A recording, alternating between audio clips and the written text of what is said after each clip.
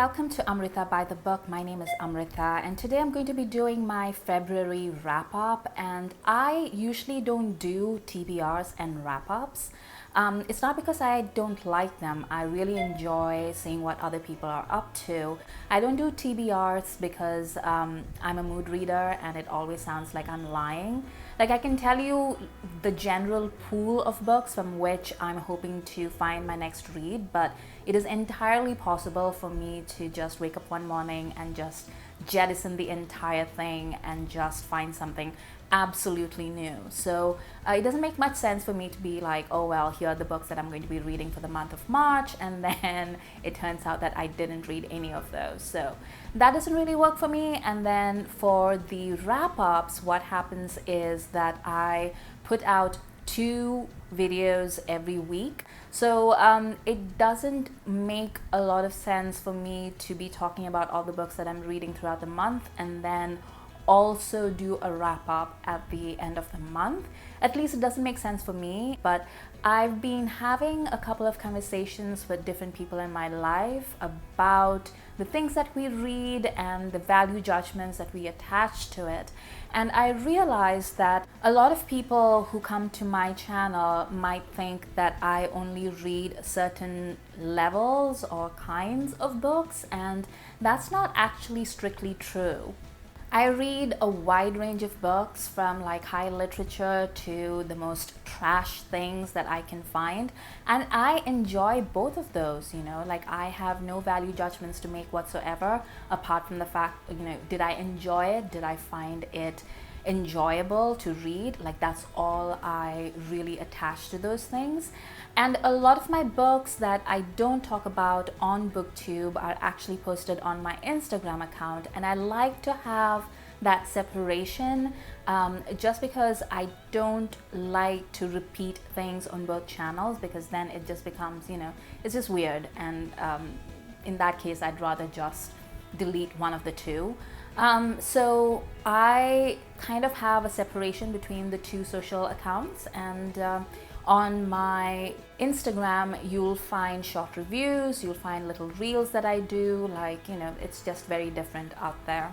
Anyway, this is a very long introduction explaining why I'm doing my February wrap up. But basically, I just wanted to let you know, like, these are the things that I read. And also, I'm going to put at the end, I'm also going to mention a few shows that I've been watching, because like I've said before, I also co-host a film podcast. So I also watch a lot of streaming content and a lot of movies. So yeah, it's going to be a little mishmash of the two, but I do suggest you try both sections or just like flip through it, because I will be talking about a couple of projects that really appeal to me, and I think will appeal to a lot of people out there. Right, so in February I read about 9 books, I want to say, and the first one of these was The X Talk by Rachel Lynn Solomon. And she's a fairly new author, but I think like she has a pretty good following already, and I think this might be her 2nd or 3rd book, and it is something that I have talked about before. Like, I was really excited to try it out, but unfortunately I had to DNF about 15% through because I just wasn't connecting to it. This is the story of a woman who works at a radio station, and then there is a brand new hire, and he is some sort of hotshot right out of university, and he thinks he knows everything, and they have a sort of enemies to lovers arc. I enjoy that dynamic usually, but for some reason I just couldn't connect to the beginning of this book. And I've had other friends who've had the same problem, and one of them actually powered through, and she said she really liked it later on. And I know that there are a lot of people out there, like I've seen multiple people on Twitter talk about how much they enjoyed this book. So this is entirely on me. I don't think it's a judgment on the book itself. And I don't think the book was badly written. Like, there was nothing about it that was bad. It was just that I wasn't in the mind space for it. And apparently it gets like really fun and sexy later on. I just never got to that part, and maybe I'll go back to it at a later date. The next book that I read was A Desolation Called Peace by Arkady Martin, and this is the follow-up to a memory called Empire, which was one of my favorite reads last year, and I have a full review of this particular book, which I describe as Star Trek meets Ender's Game, and it is so fun and it's also so interesting. It's about colonialism in space, and I think Martin does one of the best jobs that I have ever seen of a person writing about that kind of context, and I highly recommend it to everybody, people who love science fiction, people who just like good writing. If you read science fiction, you should definitely pick up both these books. If you don't read science fiction but you've been thinking about it, then definitely pick these two up, because I think they are some of the best examples in the genre that you're likely to find, and I will link up to my review in the cards. The next book that I read was Fireheart Tiger by Aliette de Bodard, and I actually got an advanced reader copy of this through NetGalley and the publisher, and this is a novella, and it was described as Mulan meets Howl's Moving Castle, I think, and it sounded amazing and I immediately wanted it, and I'm so glad I got it because it's set in this pre-colonial Vietnamese kind of world, and it's the story of this woman who is navigating, a difficult relationship with another woman, and also it has this fantasy element, and it is about so many different things, and it's also unexpectedly deep, and it was about a bunch of different things. It was really complex. I recommend it highly, and I have a review of it up on my Bookstagram, I think, if you're interested. The next book I read was Boyfriend Material by Alexis Hall, and this is a book that came out I think last year, and everybody fell in love with it, and I was like, well, how good can it be? My god, it is so good. This book uses the fake romance trope, and it's two men who have to pretend to be in a relationship for their own reasons, and eventually, of course, they just fall in love, and they are funny and they are cute, and my god, I have never rooted this hard for a lead couple in a long time. It's very PG Wodehouse-esque, and it's also kind of Bridget Jones's Diary-esque. There's a bunch of in-jokes about publishing in this that for people on Bookstagram and on BookTube, people who read a lot, I think a lot of the characters and things that a side character keeps referencing, it'll be very funny and enjoyable, in addition to the love story itself, which is banter, but also, oh my god, just goes straight to your heart. I recommend this book 100% to everybody. Next is a forthcoming book called London and the 17th Century by Margaret Lincoln, and again, I got an advanced reader copy of this through NetGalley and the publisher, and I haven't finished it. I'm still in the middle of reading it, and it is about the 17th century and London, as suggested by the title, but I had never put the two together, but the 17th century was incredibly eventful for the city of London, because it starts with the death of Queen Elizabeth I, and then it goes through the decades through war and plague and fire and the beginnings of colonialism. There's so many things happening in this particular century, and it is super interesting so far, and I'm really looking forward to finishing it sometime this month. The next book I read was Marvelous Manhattan by Reggie Nadelson, and again, this was an advanced reader copy. I have a lot of those in my pile this month, and this is a kind of historical food tour, I guess. Reggie Nadelson was born and raised in Manhattan, and he lives there still, and he is basically talking about the iconic eating establishments of Manhattan, like Jewish delis, Italian grocery stores, Chinese dim sum parlors, the things that make the Manhattan food scene so great.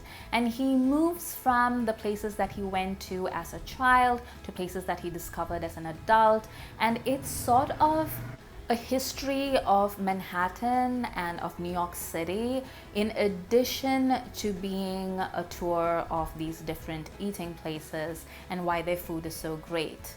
I really enjoyed this, and part of it is because I lived in New York for a long time and a lot of these places are very familiar to me, but it's also because, just reading about the history of these places is also reading about the history of the people who made these places and who run it today, and it is wonderful. Just detailed and rich and just textured. Like, he doesn't just tell you about Jewish delis, he also tells you about the history behind them, about Jewish immigrants 100 years ago and the kind of tenements that they lived in and the really horrific conditions that they had to live in on the way to their present day success. And it's really something else. The next book that I read was Right Ho Jeeves by P.G. Wodehouse, and P.G. Wodehouse is an old favorite. I hadn't read him, reread him in a very long time, but one of my book clubs chose him and this particular book, and it was such a wonderful detour into who I used to be as a young teen. And it's so great to read Wodehouse during different times in your life, because as you age and as your grasp of language and history improve, you really get a sense of what he was trying to accomplish in his novels, and you see all these different layers that he is able to just weave into his stories, and it just gets funnier and funnier the older you get. And I understand why so many Indians are obsessed with him. Like, there was a documentary a while ago about a P.G. Wodehouse club in Calcutta where everybody just put on these accents, and then they knew all the stories by heart, and you kind of understand why he evokes such strong feelings in his readers, because he's just so enjoyable. If you've never read P.G. Wodehouse, I highly recommend one of his books. I would suggest that you start with a short story collection. I'm personally partial to the one that has The Clicking of Cuthbert in it, and it's about golf, and I don't really care about golf. Like, I know nothing about golf, but he honestly makes me laugh so hard when he's writing about these insanely zany characters and what they're up to, and I recommend his writing highly. The next book I read was Pestilence by Laura Thalassa, and I thought I'd gotten the recommendation of book 2, but I think it was off Bookstagram. And this is a series based upon the 4 Horsemen of the Apocalypse, and it is fantasy romance, I think is how it's built. And it was not really for me, like, it wasn't really my jam, but I can see why a lot of people really like this thing. I'm beginning to think like fantasy romance is not really for me.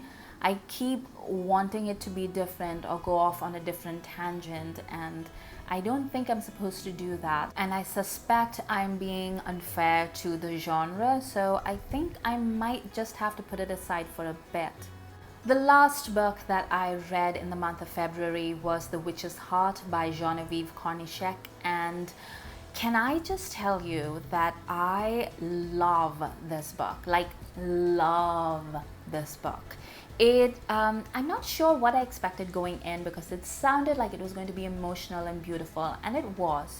It's the story of a witch who is cast out of Valhalla by Odin, and she's burnt at the stake, and she somehow survives, and she retreats to this forest where Loki finds her, and she ends up having these children with him. And then it's the story of her mother's love for these kids against the backdrop of all these other things that are going on, which finally culminates in Ragnarok.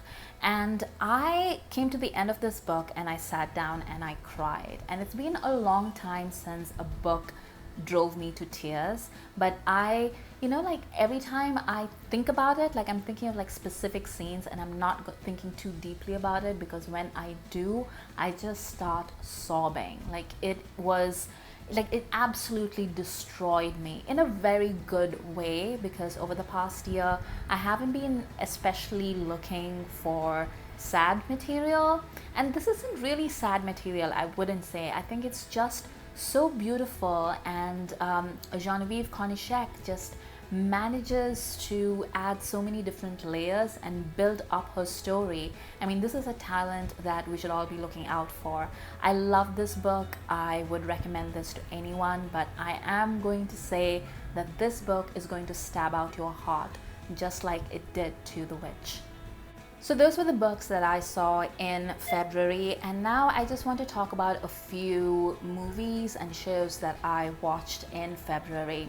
I'm just going to zip past a few of them because I don't think a lot of people here would be interested. I watch Turkish dramas, for example, and the ones that I've been following over the past few months. One is Hercai, which is this beautiful story of these two people who, I mean, it's pretty bad in the beginning because, like these terrible things happen to this beautiful young woman who doesn't deserve it. But that's kind of the arc of Turkish drama, and I think that's why a lot of Indians love it, and Pakistanis as well. But Hercai is one that I've been watching, and then there's another one that I cannot pronounce for the life of me, but I'm gonna put it up here, and I've been following that as well. And that's a little bit like, sometimes I really like it and sometimes I really don't like it. It depends on what the lead character is up to.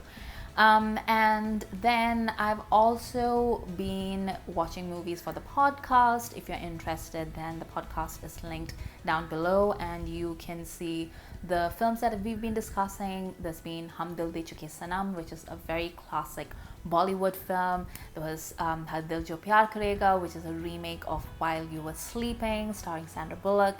I mean, we've been talking about that as well. Next, on Clubhouse, my friends and I host these rooms, as called like Guys Who Like Romantic Comedy. I mean, it's a very old joke between my friends and myself, and we've kind of turned it into a movie club of sorts. If you're on Clubhouse, let me know. We can follow each other. And we schedule these talks about classic Hollywood films and also like newer Hollywood films. And we had talks around You've Got Mail and An Affair to Remember, for example. So I watched those again. There was another one about North by Northwest, which, I'm always happy to watch a Hitchcock film, so watch that. There've been a couple of South Indian movies that have come out. There's one called Master, and there's another one called Drishyam 2, which is a sequel to a 2013, I want to say, movie called Drishyam, and that was based kind of loosely on the devotion of Suspect X. If you have Amazon Prime, I would actually really recommend watching Drishyam 1 and Drishyam 2. I think you might really like it, especially if you're into thrillers. And then I watched a couple of episodes of The Expanse, thanks to Nikki of Nikki's Books, who's been reading the series and hyping it up for a long time. And I plan to read the books, but I thought I would first watch the series because all my friends who love science fiction love The Expanse. So I watched it and I like it so far. I believe it gets even better as the seasons go on. So I'm really excited to see where it goes. And then last up, I want to talk about a movie and a documentary that I loved. They were my best, cinematic experiences, I suppose, over the last month. And one is a movie called Sir, and you can find it on Netflix, and a lot of people have been talking about this film. I think it was actually, it started making festival rounds in 2018, and it's the story of a young woman who works as a maid in a high-rise in Bombay, and there's this relationship between her and her boss. class. And it's really a meditation about class in India, and it's also this beautiful love story, and it's the story of a woman who has ambition and is trying to do something with her life in a society that is so class conscious and is so vertically hierarchical, and how difficult it is for people to break out of the prison of their societal status. And it is beautiful, and it is wonderful, and it is slightly melancholic, but it has a very uplifting ending as well. I loved it. I've been recommending this to everyone that I can recommend it to, and I'm going to recommend it to you as well. You know, if you are in for something with subtitles, and there aren't even that many subtitles. I mean, it's a very quiet film, but it is wonderful, and I enjoyed it so much, you guys. The documentary was called Showgirls of Pakistan, and it is phenomenal. It just blows my mind every time I think about it. And I've recommended this to everybody that I can find, and everybody that's watched it has had their minds blown. It's available on the Vice channel, and it's for free. It's on YouTube. It's right here. You're here already. Go find it. I am going to link down to it below as well. And it is great. Like, it's about these women who work as dancers in Pakistan, and it uses basically, you know, like self-shot footage is the primary source, and then it sort of blends it in with a different kitschy aesthetic that is very familiar to me as an Indian, but is also just, you know, it just creates this entire world that I wouldn't even have known existed before I saw this documentary. Actually, that's not true. I knew it existed. I didn't know how it functioned, and there was a lot of detail here, and the three women that are featured in here are just amazing. It is one of the best things that I've watched all year. I think it's going to be one of the best things that I watch all decade, to be honest. And I am going to really strongly recommend that everyone watch it. There's also a really deep and illuminating discussion with the director of the documentary at the end, and it's about 50 minutes or so. It sounds really long, but honestly, you want to hear that discussion because it's so interesting. So that was everything that I did with film and with books in the month of February. As you can see, I do a mix of high and low. I have months where I'll just do everything low. I don't care. I'll do whatever it is that makes me feel good and happy, because times are tough and we all need the grace. I hope you all had a wonderful February, and I hope you have an excellent March. Thank you all for watching, and till next time, happy reading.